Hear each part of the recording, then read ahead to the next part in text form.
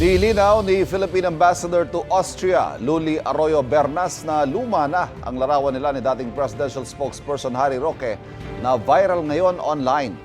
Taong 2023 pa raw kuhang litrato at yun din daw ang huling pagkakataon na nakausap ni si Roque.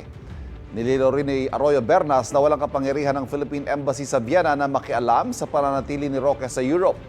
Ang sabi rin ni Roque, June 2023 pa niya in-upload sa kanyang Facebook account ang larawan.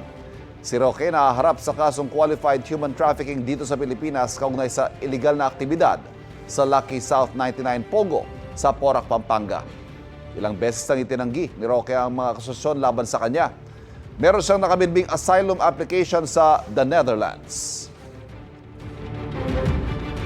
Kapuso, huwag magpapahuli sa latest news and updates. Mag-iuna ka sa balita at mag-subscribe sa YouTube channel ng GMA Integrated News.